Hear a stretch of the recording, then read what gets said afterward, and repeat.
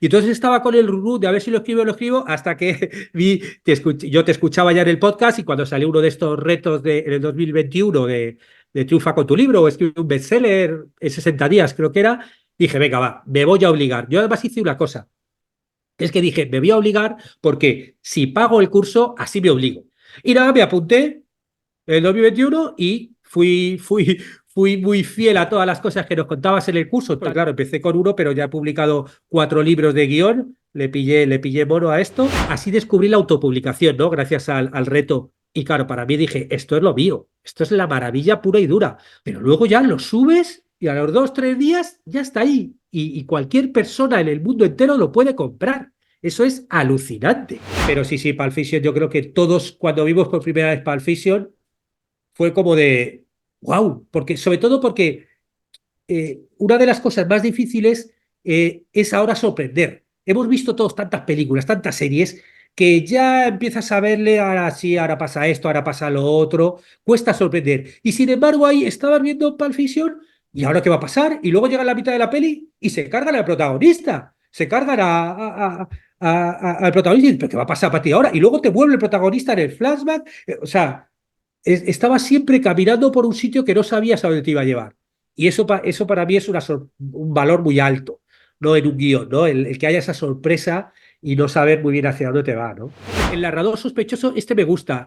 Este es ese, obviamente, también el literario, ¿no? Cuando tú pones a un narrador, pero hay algo en él de lo que te está contando que te hace dudar. ¿No? No sé si recordáis la película Sospechosos Habituales, ¿no? Que tú hay algo ahí y luego de repente metes el plot twist final que dices, ¡wow! O, por ejemplo, la novela del Club de la Lucha, que luego hicieron también la película, ¿no? Y eso suele tener un plot twist final, un giro final que es como que ¡wow! Te cambia todo el sentido de todo, ¿no? O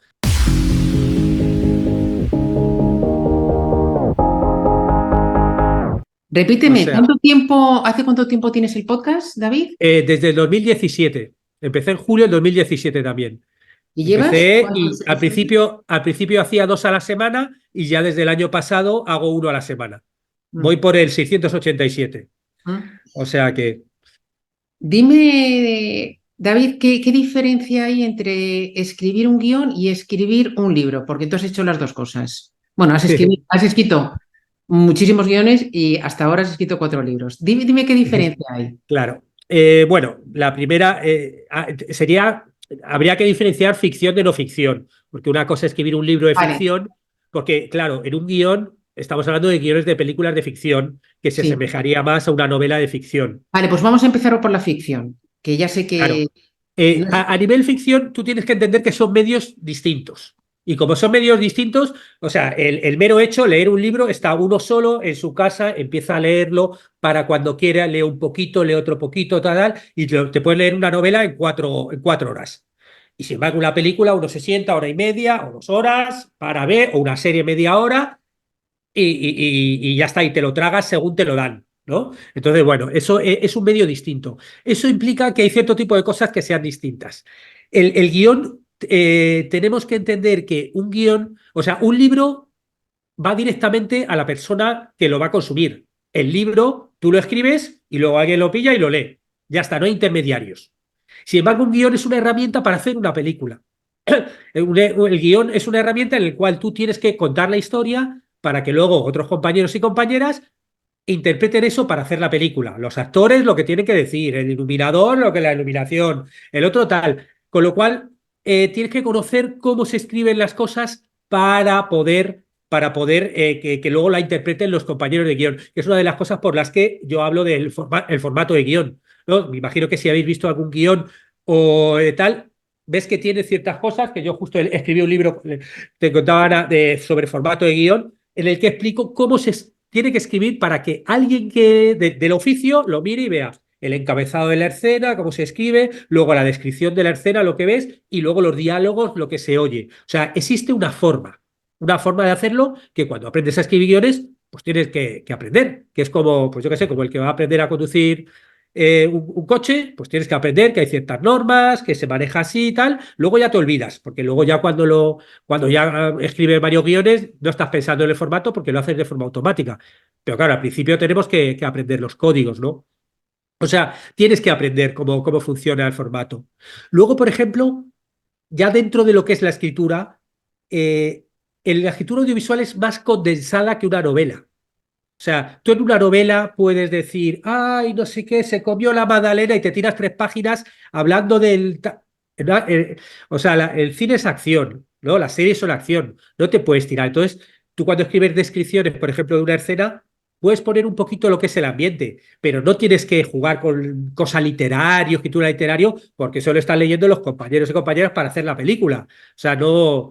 Entonces tiene que condensarte mucho, no puedes hacer descripciones tan largas.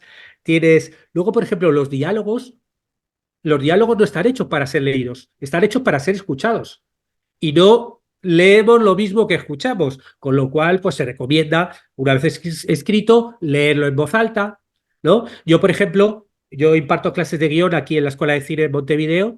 Y claro, cuando escriben sus cortos, yo lo que hago es los proyecto en la pantalla gigante y les hago a ellos leerlo. ¿Por qué? Porque lo ha escrito de repente cuando está escuchando como los compañeros leen los personajes y te das cuenta cuando de repente hay un lenguaje muy literario que dices, si es que la gente no habla así, ¿no? Ese tipo de cosas escritas va de un lado, pero claro, oído es como que, vale, es verdad, no se escucha así. O sea, hay ciertas formas de escribir que son más concretas, ¿no? Aunque luego hay una parte de estructurar una historia que es parecida en ficción y vas a pensar, pues si quieres en actos o en capítulos, yo que sé, al final de cada capítulo en la novela, pues le haces un cliffhanger, un girito ahí de intriga que te haga leer el siguiente capítulo, pues en una serie pasa igual, ¿no? Pues de repente al final de cada episodio, bueno, eso ya son técnicas que un poquito aprendemos los guionistas, pero también los novelistas y que tienen que ver con una y con la otra, ¿no? David, dime 3 técnicas. Tienes un libro además que se llama Del McGuffin al Cliffhanger, 25 recursos Claro, narrativos de la caja de herramientas de un guionista. Exactamente. del McGuffin al Dime, cliffhanger. dime 3 herramientas o 3 técnicas de estas que domináis los guionistas o que dominas tú, como además mentor de guionistas, que pueden servirle a un novelista. O también autores de no ficción que tienen que tirar de storytelling.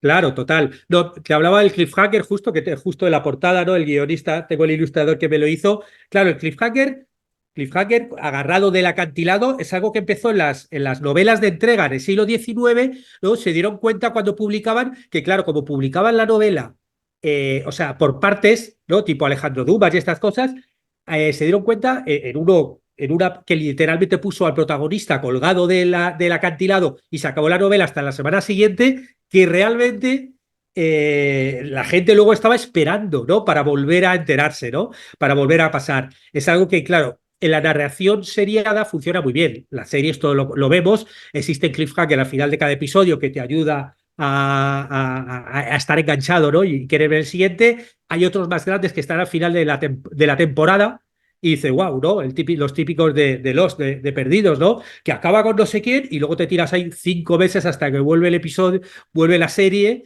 ¿no? Y claro, ¿no? Hay otros cliffhanger que te los hacen dentro del el episodio. O sea, ese pequeño gancho que te deja algo sin resolver y que tú luego quieres resolverlo, eso podemos utilizarlo todos los narradores, novelistas también, y cada uno, dependiendo del medio, lo utilizará de una forma u otra y dependiendo del espacio. Por ejemplo, no es lo mismo si eres novelista, tú puedes acabar, ¿no? Cada capítulo con un pequeño ganchito que te diga, wow, quiero leer el siguiente capítulo. Pero también puedes acabar, si estás haciendo a lo mejor una serie, puedes acabar un libro entero con un gancho mucho más gordo que diga, wow, y ahora tengo que esperarme 2 años a que publiquen el siguiente libro. Bueno, puedes hacerlo.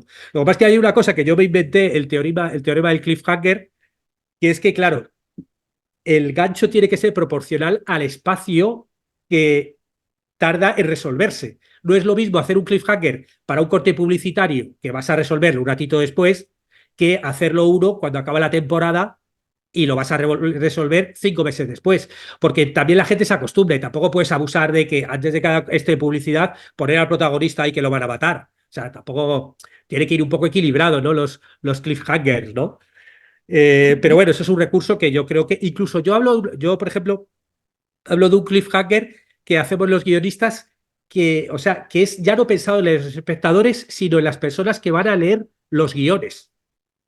Que es que, claro, porque nuestro primer cliente, el de un guionista, es que yo escrito un guion en mi casa, es que luego se lo lea directores, productores, gente si pido subvenciones y se lean el guion entero. Con lo cual tú tienes que enganchar al que lo lee, no solamente al de la película, sino al que lo lee, ¿no? Entonces, yo les aconsejo, como que les digo que es muy importante, las 10 primeras páginas, pues como que al final de la primera página, hacer un pequeño ganchito que es algo, por ejemplo, que hacen los autores de cómic, ¿no? Como tienen 2 páginas, pues al final de la página impar te hacen en la última viñeta un poquito ganchito para que pase a la siguiente página. Qué bonito. Claro, lo que decía antes, si es, no puedes hacer al final de cada página tirarle ahí, ¿no? La pistola de JR. Yo recuerdo el primer cliffhanger que vi en la historia, cuando la serie de JR en Dallas, que le dispararon a JR y estuvimos muchos meses. ¿Quién habrá disparado a JR? Yo se lo recuerdo de pequeño. Y es verdad, o sea, era como wow, ¿no? Ahora ya estamos súper acostumbrados por las series. O sea, ya es algo que, bueno, estamos muy acostumbrados, pero eso es útil, es útil. Más ese recurso. A ver, más recursos, por ejemplo, a ver que A ver si tenga. nos dices un par de ellos más. Sí, bueno, hay algunos que son literarios, o sea, que tienen que ver con, yo que sé, hay algunos, por ejemplo, yo que sé, como las cajas chinas, ¿no? Contar una historia de otras más pequeñitas, ¿no? Tipo la Matrioshka, que pues, se cuenta desde Serezade de hace 1000 años, ¿no? Luego, por ejemplo, el narrador sospechoso, este me gusta. El narrador A ver, cuéntanos qué sospechoso, es eso. este es ese, obviamente también el literario, ¿no? Cuando tú pones a un narrador, pero hay algo en él de lo que te está contando que te hace dudar, ¿no? No sé si recordáis la película Sospechosos Habituales, ¿no? Que tú hay algo ahí y luego de repente metes el plot twist final que dices, ¡wow! O, por ejemplo, la novela del Club de la Lucha, que luego hicieron también la película, ¿no? Y eso suele tener un plot twist final, un giro final que es como que ¡wow! Te cambia todo el sentido de todo, ¿no? Pero a lo largo de todo lo que te van contando, hay algo ahí que te hace dudar. Hay veces porque miente, el narrador sospechoso es alguien que quiere mentir directamente, como sospechosos habituales, pero hay veces que es porque la persona no está, no está bien, tipo físicamente, o es alguien borracho, o que tiene amnesia, y entonces cuenta cosas que te hacen dudar, y luego al final te das cuenta que wow, ¿no? Que era sospechoso, ¿no? Qué Luego hay bueno. un recurso, por ejemplo, que justo vi el otro día, no lo había visto la película, el Rashomon, la novela, bueno, una película de Kurosawa que se basó en varios cuentos y que es contar la misma historia con distintos puntos de vista. En Rashomon, Ujú. la película, hay un hecho que pasa de una violación y de repente, como te lo cuentan en 4 puntos de vista, escuchas uno, luego otro, incluso el punto de vista del muerto, ¿no? Y claro, es un poco la idea de como que hay veces que es difícil, es imposible saber la verdad, porque no hay una única verdad, porque yo qué sé, yo lo vivo esto de una Como forma la y para vida mí esta es la misma. verdad, Sí. y luego el otro lo vive de otra forma y tiene otra verdad.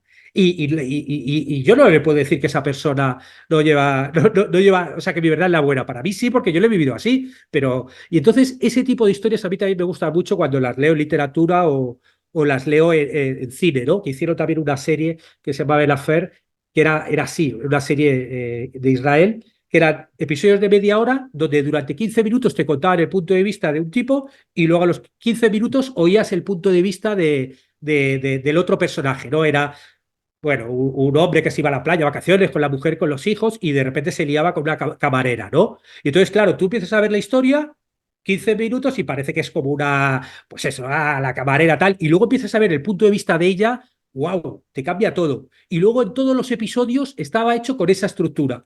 15 primeros minutos, punto de vista de él, 15 primeros minutos, punto de vista de ella. Y es súper interesante. A mí lo de los Ah, puntos de vista, porque a mí una de las frases favoritas, ¿no? que dijo alguien por ahí que me gusta muchísimo, que es que no vemos el mundo como es, sino como somos. qué bonito, sí. Bueno, qué bonito, qué cierto, vamos, qué Y cierto. es que es así. Es que es Absolutamente. así. Yo cuando veo, por ejemplo, a veces comentarios en internet de la gente, digo, de los típicos redes sociales o periódicos o tal, y critican esta supervivencia, digo, o sea, no están hablando del artículo o del hecho en cuestión. De lo que están hablando es de ellos mismos. No, hablan de la gente, de cómo lo ve y cómo critica y cómo hace sus cosas, ¿no? Sí, Y bueno, es así. es así, es Eh, así. Bueno, David, que estás hablando y la gente dirá, bueno, este chico que sabe tanto de guiones y de tal, ¿quién es? Vamos a presentarte.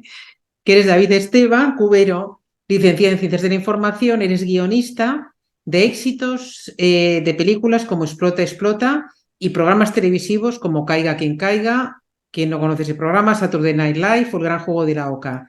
Guionista en Globomedia, que es una productora súper conocida de televisión. Te has convertido en una de las referencias en habla hispana de la formación en guión, gracias al podcast Guiones y Guionistas, que comentamos al inicio, con más de 650 programas y más de 1 millón de escuchas. Y la plataforma cursosdeguion.com, que es una academia online para cientos de aspirantes a guionistas profesionales.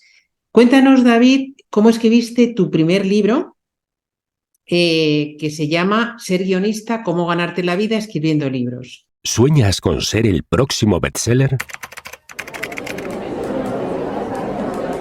Desde Triunfa con tu libro, transformamos tus palabras en éxito de ventas. ¿Estás listo para escribir tu libro? Nosotros te guiamos paso a paso. Y cuando tu manuscrito esté listo para conquistar el mundo, ¡boom!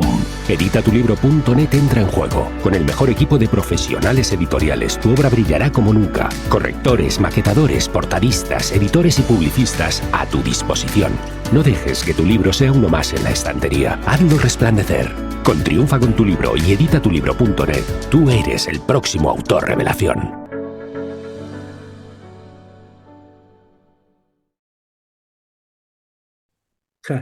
Bien, te cuento. Bueno, yo, haciéndolo rápido, yo soy guionista, empecé hace 30 años en muchos programas de televisión y hace 10 años me vine a vivir a Uruguay, a Montevideo, por motivos personales, vinimos aquí a tener familia y claro, aquí llegué a un momento donde me di cuenta que es un país muy pequeño, con una industria audiovisual pequeña y que yo, con mi experiencia de guionista, no me podía ganar la vida. O sea, no había sitio para mí aquí, ¿no? Y entonces empecé a mirar al mundo de Internet, acabé montando, como dices tú, la escuela de cursos de guión.com, cursosdeguion.com, que empecé con 2 cursos y ahora hay más de 100.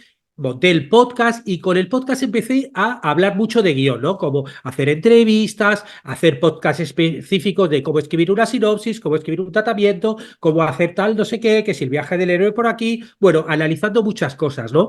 Y claro, la gente empezaba a escribirme, a preguntarme cosas y claro, me daba cuenta pues eso, de que realmente no hay que hay varios libros ya muchos sobre manuales de cómo escribir guiones, pero no había ninguno de cómo ser guionista, cómo ganarte la vida como guionista, cómo empezar, cómo crear tu marca personal, cómo vender luego tus guiones, cómo salir al mundo, o sea, muchísimas cosas del oficio que no se contaban.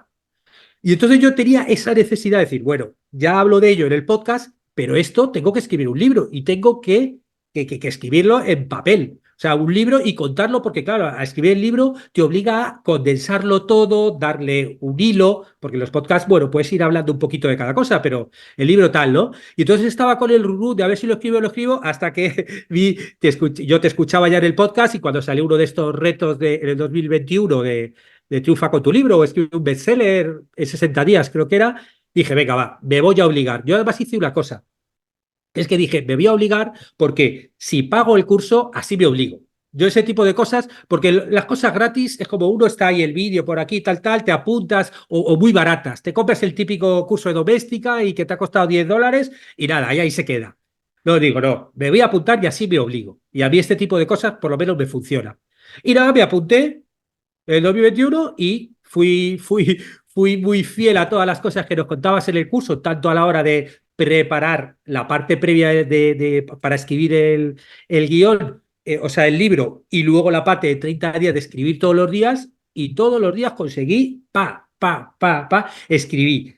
Reutilicé parte del contenido que ya había sacado en el podcast, porque yo ya había hablado de muchas cosas, con lo cual reutilicé, cambié, reescribí, puse, quité, añadí, bueno, reconducí todo para que tuviera cierta unidad y conseguí hacerlo.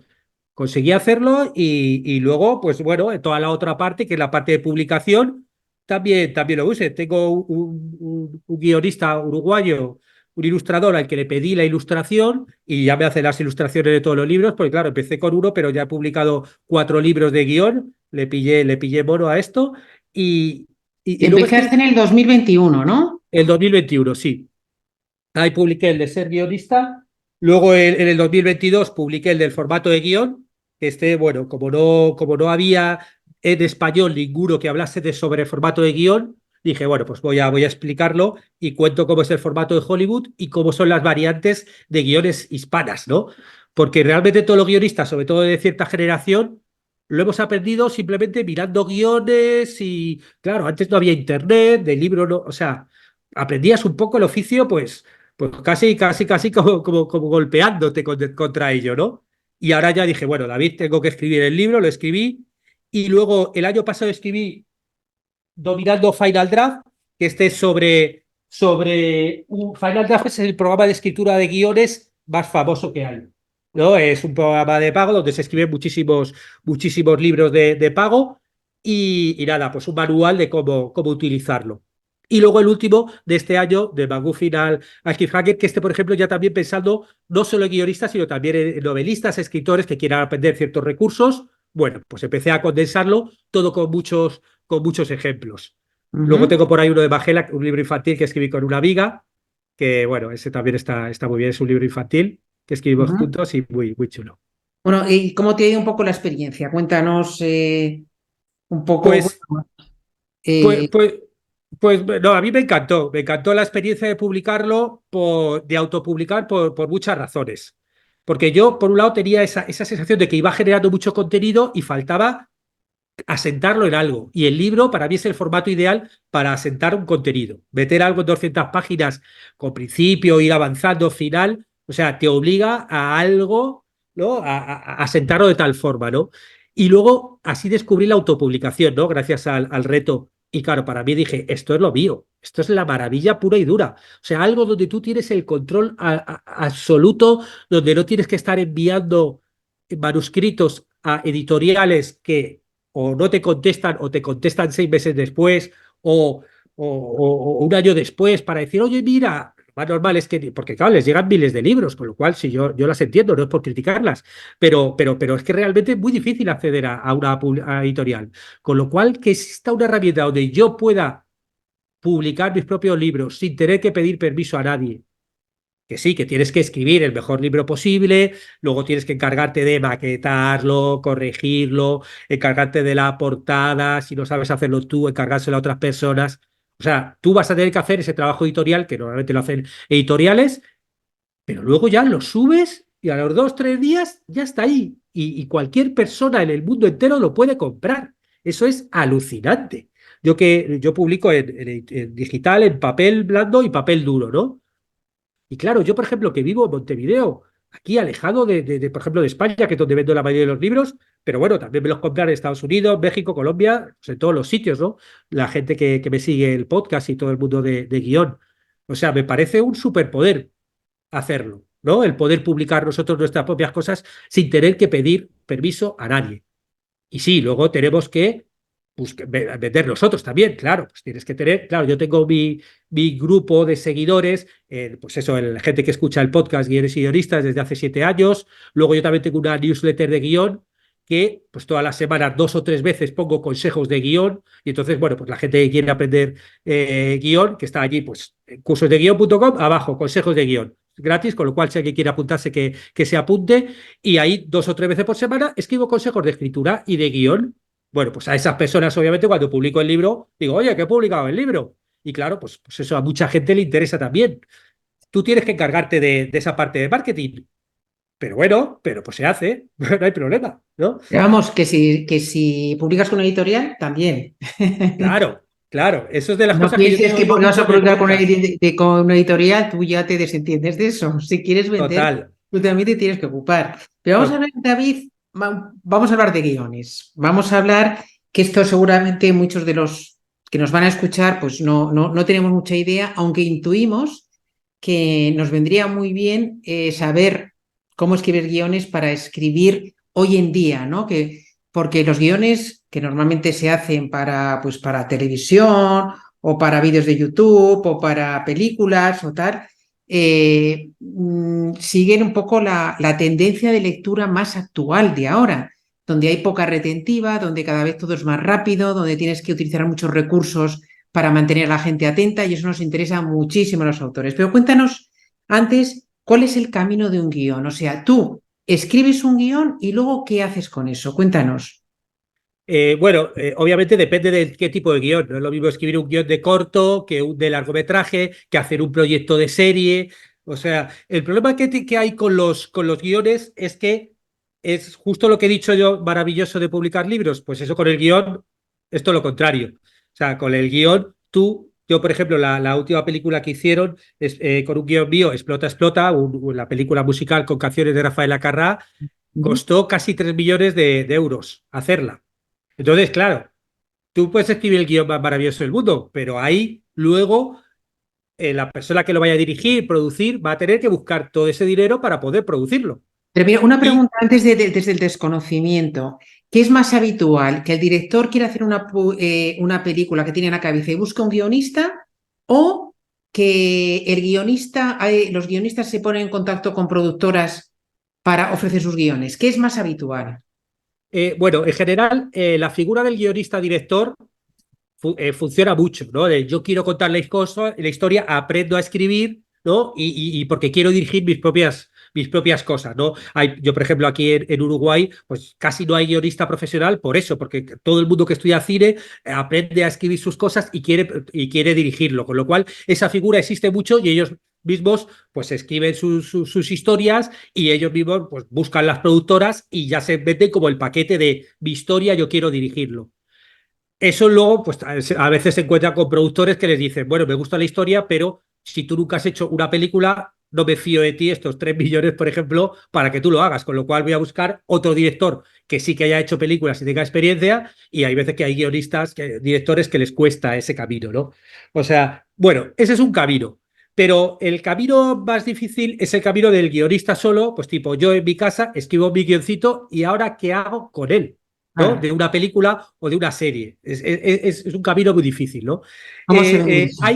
Claro, hay distintos caminos. Existe desde el camino de presentarte a concursos y, bueno, si te presentas a concursos, si eres ganador muchas veces, o a laboratorios de guión que luego te ponen en contacto con productoras o hacen pitching con productoras, eso te acerca un poco a la industria, ¿no? Eso ya va por un lado. Existe luego también el camino de tú directamente contactar con productoras. Pero claro, aquí, si tú tienes un proyecto, bueno, lo primero que tienes que hacer, obviamente, es tener el mejor proyecto posible. Porque esto es como francotirador. Si tú consigues que de repente un productor o un director, alguien se lea tu historia, tú tienes que garantizarte que sea el mejor guión posible. Y eso nunca es la primera versión. Es así, porque hasta guionistas que llevan 40 años trabajando hacen varias versiones, reescriben, es como una novela. O sea, es así. Entonces, primero tienes que garantizarte que sea el mejor guión posible. Es así. Y yo no sé por qué pasa, pero muchos guionistas se creen que escriben su primer guión de la vida y ya es como, ay, no, que no me copien, y no, no, y quieren hacer la película del mundo que es como de, no sé, ¿tú te imaginas a Picasso cuando empezó a pintar el primer cuadro que ya quería ser millonario con eso?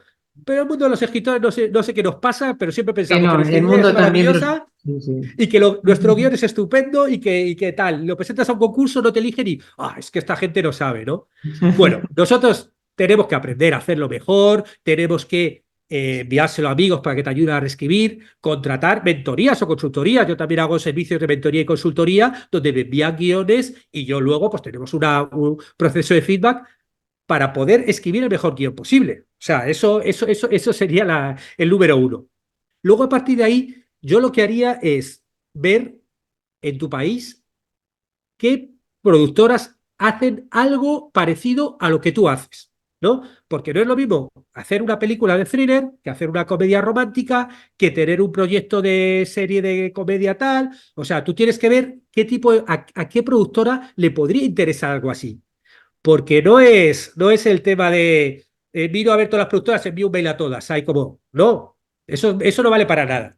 Y porque luego primero te vas a deprimir porque ni te contestan, ¿no? Y envías un mail estándar a todas. O sea, mucho mejor enviárselo solamente a dos que han hecho productos parecidos, que tú te informas, que les escribes un mail diciendo, oye, mira, me encantó mucho tal película, hice no sé qué, yo tengo un proyecto parecido que creo que podría encajar en vuestra línea editorial, que tal y que cual. O sea, y se puede contactar con ellos. No hay que enviarles el guión, hay que hacer un contacto previo, obviamente. Hay que, pues eso, primero, interesarte quién son, qué han hecho y de forma sincera ver qué tipo de productos hacen y decir, oye, tengo un producto que puede encajaros. Y a lo mejor le pones una breve sinopsis y es, si te interesa, dímelo y te envío el guión. O hacemos una reunión cara a cara, que eso sería lo ideal, que pudieras pichearle para poder hacerlo. Pero si no, bueno, le tienes que dar un ganchito, le tienes que dar un caramelito, ¿no? Para dar algo sobre la historia para que quiera leer más, para que quiera verlo. Y luego ahí también le puedes hacer, por ejemplo, un dossier de venta, ¿no? Dossier de venta. Yo ahora, por ejemplo, justo en la escuela de cursos de guión.com he sacado una masterclass que es cómo hacer un dossier de venta con inteligencia artificial. O sea, cómo nosotros, los guionistas, que claro, yo guionista en tu casa, tú no tienes ni el dinero para contratar a fotógrafos diseñados que te hagan un dossier alucinante, pero es que ahora con las herramientas de la inteligencia artificial es alucinante. Yo lo cuento, por ejemplo, en la masterclass, que, por ejemplo, con el ChatGPT simplemente le metes el guión, tus 100 páginas, y empiezas a decirle, escríbeme una sinopsis de 500 palabras, desarróllame los personajes, empiezas a preguntarle cosas que luego tú obviamente pues te lo envías, lo copias, lo retocas, lo quitas, lo pones, pero o el tagline, por ejemplo, la típica frasecita de venta de la película. Pues yo le meto el guión de 100 páginas y le digo, a ver, dame 10 ejemplos de tagline. ¿Que no me gusta? Dame otros 10. Y luego ahí, pues, a lo mejor te viene la idea de uno, o te gusta, o te sale una. O sea, podemos utilizarlo. Pero lo más alucinante de eso es cómo podemos crear imágenes. Con Midjourney, uno de los creadores de imágenes, yo, por ejemplo, para hacer el dossier de venta, tú te creas imágenes que tú la ves y parece como un fotograma sacado de la película. Te lo juro, es alucinante. En mi película, por ejemplo, yo he escrito ahora una peli que es una subasta de arte internacional y hay una obra de arte que es un tigre disecado montado en una silla eléctrica. Claro, eso no existe. Un tigre disecado en una silla no existe, ¿no? Bueno, ¿y cómo puedo tener yo una imagen de esto? Pues que voy a disecar un tigre, voy a contratar a un fotógrafo, o sea, sería imposible. Pues con Midjourney, en 10 minutos, tenía unas imágenes de un tigre disecado en silla eléctrica alucinantes que parecen fotogramas de una película. Bueno, Es- pues yo con eso me hago un dossier de venta y tú, cuando contactes con la productora, le puedes enviar ese dossier de venta. Y claro, no es lo mismo decirle, hola, tengo una idea, a meter un dossier de venta donde estás viendo imágenes que parecen fotogramas de tu propia película, Ujú. ¿no? Pues Sí, obviamente sí. vende mucho más, ¿no?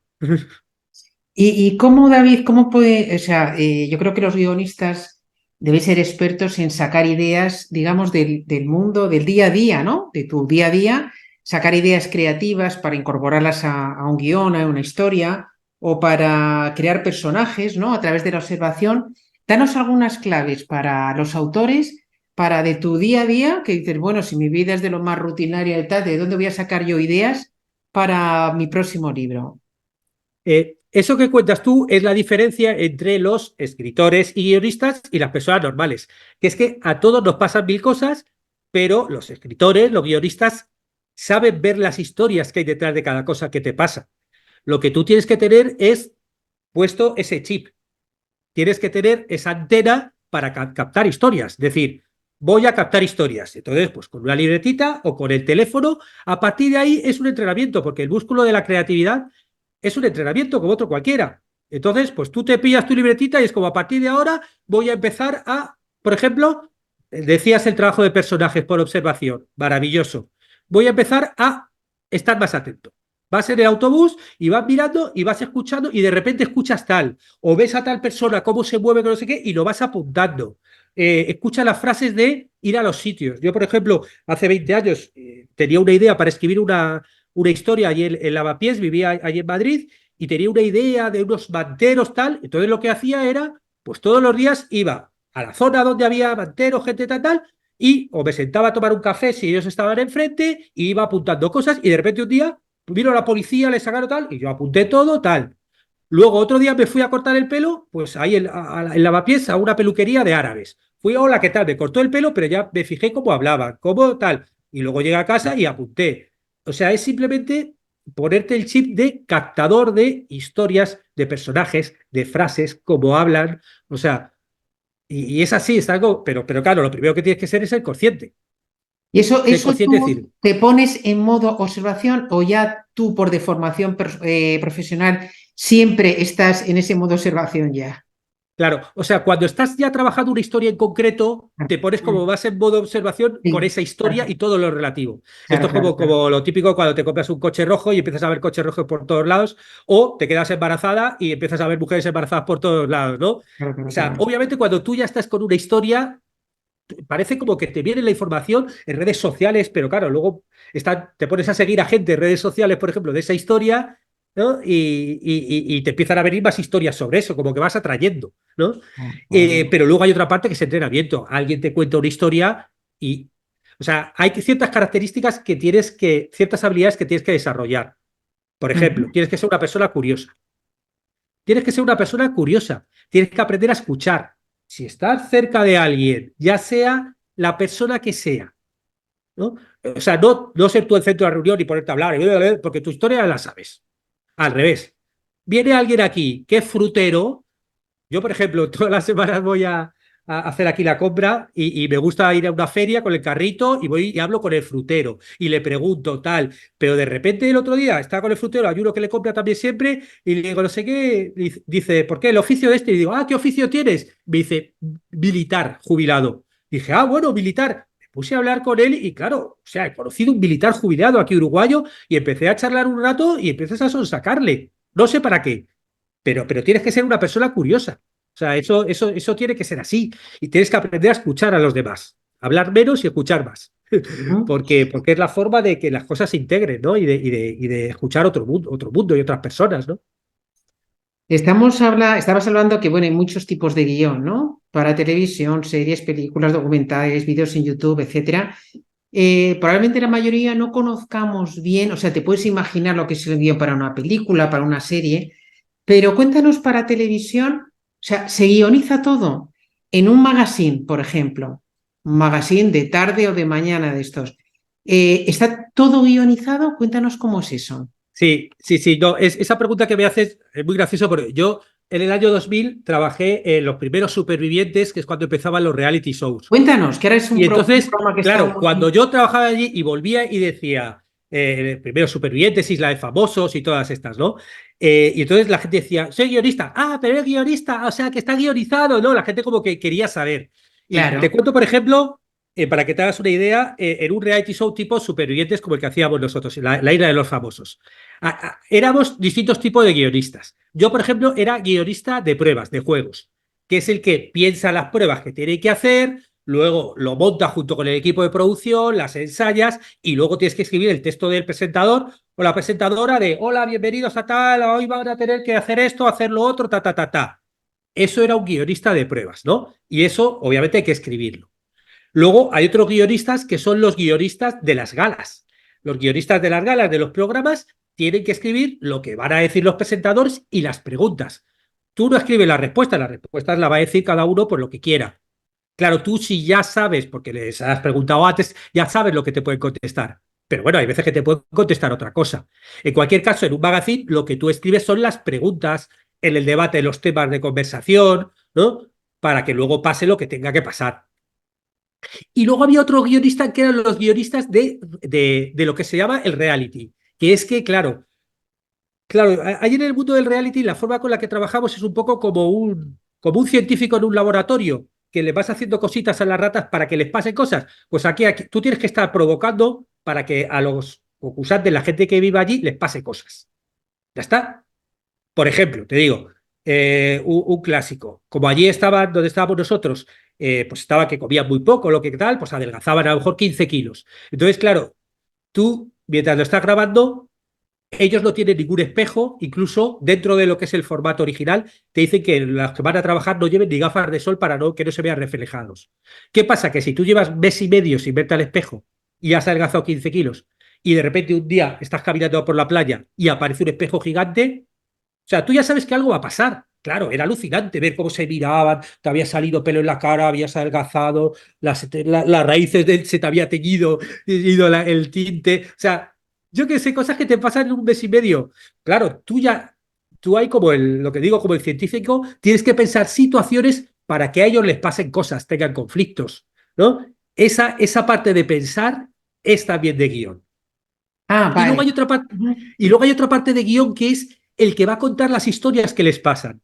¿no? Que es como el guionista de reality, que es que, claro, durante todo el día les están grabando y ahora este se pelea con uno, este, lo otro, tal, tal, luego se ve qué es lo que ha pasado y se dice de todo esto que ha pasado, que es muchísimo, vamos a contar esta trama. Este que está enamorado de esta chica y está tal. Esta otra trama, de este que tiene mucho hambre y le roba la comida al otro. Y entonces, bueno, pues entre todas las tramas posibles que podrían pasar, para el programa de esta semana vamos a contar estas 3 tramas. Y eso luego hay que ordenar el vídeo, hacerles preguntas a ellos para que a partir de su respuesta te ayuden a contarlo. Dependiendo del formato, a lo mejor hay un narrador o un presentador. Bueno, todo eso también hay que ordenar esa historia. Y eso también lo hace un guionista. Qué bueno, qué curioso. O sea, que está bastante guionizado, pero no absolutamente todo. Pero, y en un magazine donde hay periodistas que uno pregunta, otro responde y tal, ahí están guionizadas las preguntas, pero no las respuestas, o también las respuestas. Esto luego es como todo, es como el reality show. Hay como distintos grados de intervención. Es como un documental. O sea, el reality show está desde la intervención cero, me pongo ahí unas camaritas y desde ahí lo grabo todo, hasta otros que intervienen mucho más. Hace poco, por ejemplo, salieron en una entrevista donde contaban que en Crónicas Marcianas estaba todo súper guionizado. Y el propio Sardá le decía, tú peléate con el otro y métete no sé quién. Y hablaba con el otro y decía, cuando se peleen tal, tú salta por tal. Y luego pasaba, se peleaban y Sardá, vale, vale, qué fuerte y tal. Y él mismo ya sabía lo que iba a decir. O sea, obviamente, cuando tú vas a hacer un magazine, pues, ¿de qué tema vamos a hablar hoy? Venga, vamos a hablar de este tema. Pues bueno, ¿quién va a defender este tipo de posturas? Esta y otra. O quién bueno, pues otros van a defender otras posturas. Y luego ya saben que tiene que provocarse conflictos, pues para que haya como más interés y todo el mundo, dependiendo también del magazine, no es lo mismo el horario, no es lo mismo una cadena que otra. O sea, hay como muchos grados de dónde busco la polémica y dónde no. Y tú como guionista tienes que saber en qué formato estás, en qué canal, qué horario, ¿no? Y obviamente, pues dependiendo de... No es lo mismo Telecinco de Televisión Española. Telecinco, pues tiene otro tipo de público y busca el conflicto de una forma mucho más extrema, por ejemplo, y bueno, así ha fomentado así ha cimentado su éxito, ¿no? Y bueno, pues ellos hacen ese juego y les va bien. Claro, Televisión Española no puede llegar a esos niveles, ¿no? Al ser una televisión pública. Bueno, pues obviamente va a ser tú como guionista tienes que saber muy bien dónde estás y conocer muy bien el formato que estés haciendo, ¿no? ¿Y cuánto cobra un periodista? Uy, un periodista, un guionista. Buah, yo el tema es que llevo ya más de 10 años viviendo en Uruguay.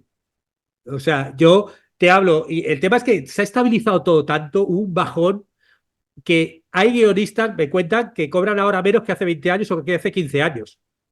Ahora hay un estándar, creo que ALMA, la Sociedad de Guionistas, creo que consiguió publicar precios dependiendo de si eres guionista base, si eres coordinador, si eres no sé qué, te puede ser 2.000 y pico euros, 3.000, 4.000. Yo en mi época pues pude haber cobrado 3.000 euros, cobraba, o 3.500 al mes, dependiendo de tal. Pero ahora sé que como 15, 20 años después, los precios están ahí, en programas ahí o más bajos aún. O sea, como que se paró mucho, hubo mucho auge, hubo mucho tal, y ahora con la última crisis del 2008, ahí se paró todo, se bajaron precios y tal. Pero bueno, luego ya depende del caché, depende del programa y depende Bueno, de, habrá de mucho cada uno, la guionista, experiencia. pero ahora hay muchas oportunidades, digamos, ahora con las series, con la cantidad pues eso, documentales, de vídeos, todo esto que tiene que estar guionizado, necesita buenos guionistas. O sea, que al mismo Sí, tiempo hay un gran mercado, ¿no? sí, sí, yo cuando empecé hace 30 años, o sea, realmente era algo muy raro. Empezaban las privadas en los 90, era algo que empezaba. Yo, claro, mi primer trabajo de televisión en el 94 fue el juego La Oca, con Emilio Aragón. Y claro, eso era como, wow, trabajo en el juego La Oca, era como, esto era la bomba, ¿no? Ahora ya hay muchas escuelas de cine, hay escuelas de guión. Yo estuve 10 años de profesor en la Universidad Carlos III y daba, pues, eso, formato televisivo, ¿no? Y claro, es algo que ya se empezó a hablar y ya la gente se ha profesionalizado mucho más. Hay más oferta, pero también hay muchos más guionistas que quieren trabajar de guionista.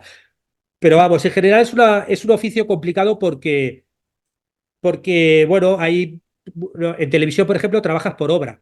Entonces, pues te sale un programa y te puedes tirar 3 meses trabajando o 3 años, si el programa tiene éxito. Pero si no, estás 3 meses, por eso también tenía ciertos sueldos, porque luego a lo mejor tú no trabajabas 12 meses al año, trabajabas 6 o 7, y con eso tenías que tirar todo el año en su época, ¿no? Ujú. Entonces, bueno, tiene esa dificultad de que tienes que ir buscando por obra, o estás fijo en alguna productora, que eso cada vez es más difícil, o tienes que eso. Luego sí, si consigues inventarte un programa y que se produzca, o te metes ya, no solo guionista, sino esa parte de producción, donde ya tienes una parte de el típico showrunner, ¿no? Cuando las series, que ya no solamente escribo, sino también meto esa parte de producción y de control, eso ya los sueldos son mucho más grandes, ¿no? Ujú.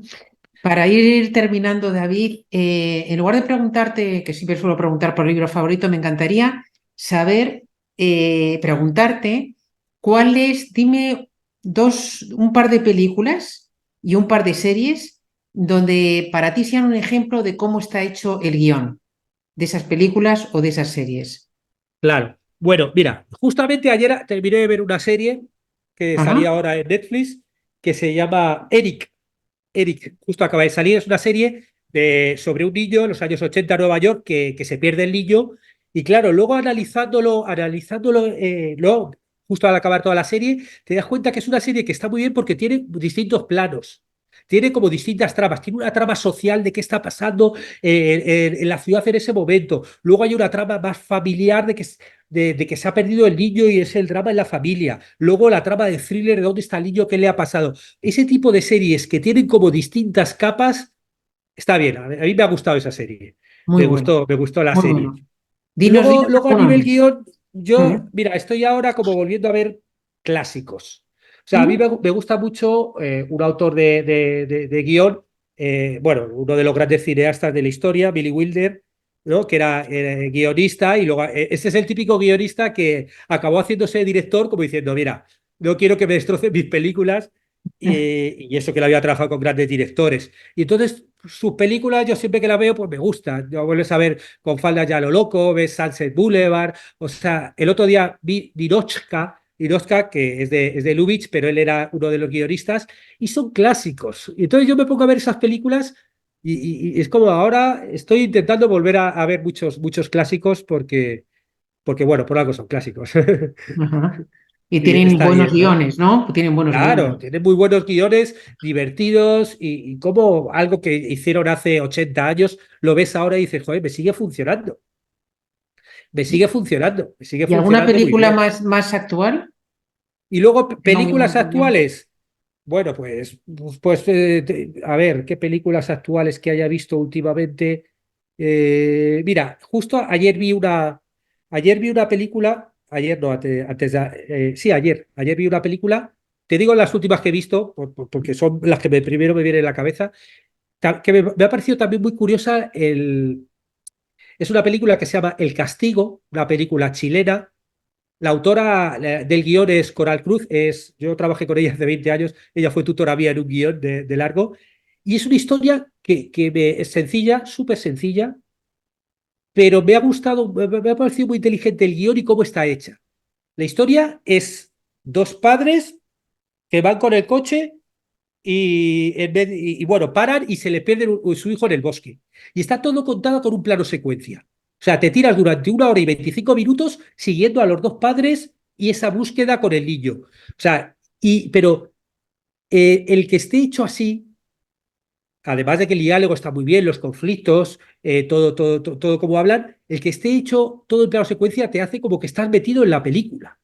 Estás metido viendo como estás sintiendo a esos dos padres que han perdido un hijo, porque como no hay ningún corte de plano, es todo plano secuencia, es alucinante, ¿no? Entonces dices, qué inteligente y luego barato de hacer, porque bueno, sí, obviamente con los dos actores protagonistas han tenido que ensayar muchísimo, son dos actores buenísimos chilenos, y luego hicieron 7 tomas de que luego me puse a leer, obviamente cada una en un día distinto, pero claro, luego llegas y en un día 1 hora y 25, ya está la toma, ya está hecha, ¿no? Entonces, ¿qué forma inteligente de hacer algo con no demasiado dinero, pero que la puesta en escena de dirección se entiende, porque están rodándolo y te hace sentirlo, cómo lo viven, ¿no? Y luego, Ujú. claro, está muy bien el guión, porque es muy sencillo, pero el conflicto y el tema, cómo lo trabaja cuando llega al clímax, dices, wow, wow, ¿no? Me gustó. Sí, y te hablo de, no te Fantástico. hablo de una película como que va a ganar el Oscar ni nada. O sea, Ujú. no, sí, pero son películas buenas. Yo la vi aquí en la Cinemateca en Montevideo, pero bueno, yo creo que se podrá encontrar por ahí. Ujú. También hay una película que citas mucho en tu primer libro, que es Pulp Fiction. Claro, claro, ¿Por Pulp qué? Fiction es un clásico. Yo lo que pasa es que lo típico que dices, ya no quiero ni hablar de ella por detrás, porque claro, se ha convertido en un auténtico clásico. No, a mí en general Tarantino me interesa mucho todo lo que hace. Me interesa mucho el cómo hace el guión. Para él, además, el guión, los guiones, él dice que ya, para él el guión ya es una obra en sí mismo. Él defiende mucho el guión, ¿no? Él dice que para él el guión es una obra en sí mismo, ¿no? Y el cómo ahí pudo encontrar ese mundo, se atrevió a de repente jugar cronológicamente con las historias. Él además hace como mucho estructuras episódicas tipo capítulos como un novelista, ¿no? Pensando en capítulos, no tanto en actos, ¿no? Que si actos con puntos de giro, sino más en capítulos. Él cómo ha encontrado ese sello con esos diálogos, con esos personajes, esa forma de tratar la violencia, ¿no? Que claro, lo que pasa es que claro, él es un guionista, director que ya hace todo el paquete, ¿no? Lo piensa mucho. Yo tengo ganas que dice, parece que falta la última película, a ver qué va a hacer. Me dijo que no va a hacer más de 10, pero sí, Pulp Fiction, yo creo que todos, cuando vimos por primera vez Pulp Fiction, fue como de wow, porque, sobre todo porque una de las cosas más difíciles es ahora sorprender. Hemos visto todos tantas películas, tantas series, que ya empiezas a verle, ahora sí, ahora pasa esto, ahora pasa lo otro, cuesta sorprender. Y sin embargo, ahí estabas viendo Pulp Fiction, ¿y ahora qué va a pasar? Y luego llega la mitad de la peli y se cargan al protagonista, se cargan al protagonista y dices, ¿pero qué va a pasar para ti ahora? Y luego te vuelve el protagonista en el flashback. O sea, estaba siempre caminando por un sitio que no sabías a dónde te iba a llevar. Y eso para mí es un valor muy alto, ¿no? En un guión, ¿no? El que haya esa sorpresa y no saber muy bien hacia dónde te va, ¿no? No, no, Ujú. sí, un Ujú. clásico. Muy bueno. Bueno, pues terminamos la entrevista ya con la última pregunta que hago siempre y es si me puedes recomendar o a quién me recomendarías para entrevistar en este podcast. Pues mira, no, yo creo que no has entrevistado porque yo te oigo, te voy a entrevistar a una persona que es guionista y que es autor de libros, que se llama Daniel Tubau, Dari Tubau. Dari Tubau yo le conocí, fíjate, le juego la OCA hace ya 30 años y él es profesor de guión, él escribe cosas de filosofía, escribe de todo, porque tiene varios libros de guión, yo tengo aquí varios libros de guión suyo y nada, tiene un discurso estupendo y es maravilloso Dari, con lo cual vas a poder hablar y además de libros, porque él ha publicado por editorial muchas veces, se ha autopublicado también alguno, ha hecho guiones, o sea que él tiene mucho que decir. Perfecto. Perfecto. David, pues muchísimas gracias por estar en Triunfa con tu libro y por contarnos, abrirnos un poquito el mundillo del guionista que no conocemos tan bien y también por muchas pautas que nos has dado que son muy interesantes para aplicar a los que escribimos cualquier cosa, novela, no ficción o simplemente tenemos que hacer copy. Así que mil gracias por haber estado aquí, David. Pues nada, muchas gracias a ti, nada, y un saludo a todos los que lo escuchan.